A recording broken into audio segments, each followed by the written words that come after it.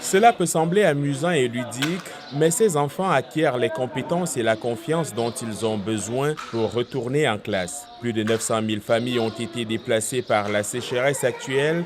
Ces enfants font partie de ceux qui ont été contraints de quitter leur foyer.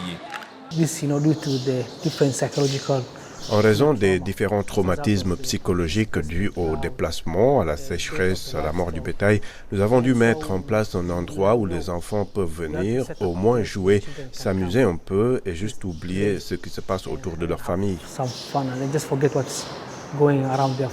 Cet effort a aidé les enfants déplacés comme Ahmed à s'enthousiasmer pour leur éducation. J'ai vu des enfants de mon âge apprendre. J'ai demandé à mes parents de me laisser rejoindre l'école. Ils m'ont amené ici et je suis maintenant à ce niveau, en 5e année. Les normes de base en matière d'éducation sont médiocres dans certaines parties de l'Éthiopie, notamment dans les communautés rurales et éloignées. Selon l'UNICEF, le Fonds des Nations Unies pour l'enfance, plus de 60% des élèves de l'école primaire n'obtiennent pas un taux de réussite suffisant pour accéder au niveau d'enseignement supérieur. Selon les responsables de l'UNICEF, voilà pourquoi il est si important de réduire les interruptions de scolarité.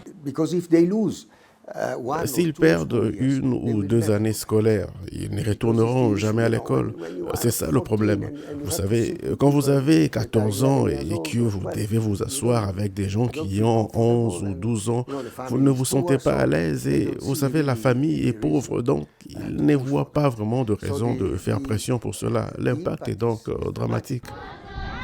L'une des incitations proposées est le programme d'alimentation scolaire. Mais Save the Children a dû cesser d'offrir des repas aux enfants de cette école à la fin de l'année dernière, le financement n'ayant pas été renouvelé. L'organisation tente de fournir des biscuits à haute valeur nutritive pour éviter que les enfants ne tombent malades. En attendant, elle essaie d'autres moyens pour inciter les parents à inscrire leurs enfants à l'école. Nous leur avons montré d'autres écoliers qui ont excellé dans l'éducation et utilisé ces exemples pour les sensibiliser à l'importance de l'éducation.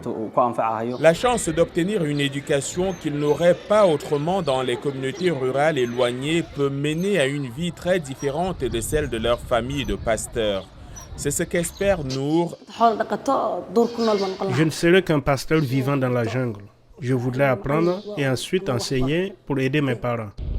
Avec de nouvelles familles qui affluent chaque semaine dans ce camp des déplacés, les classes sont de plus en plus surchargées. Les éducateurs affirment qu'il faudra y construire une école permanente pour le long terme.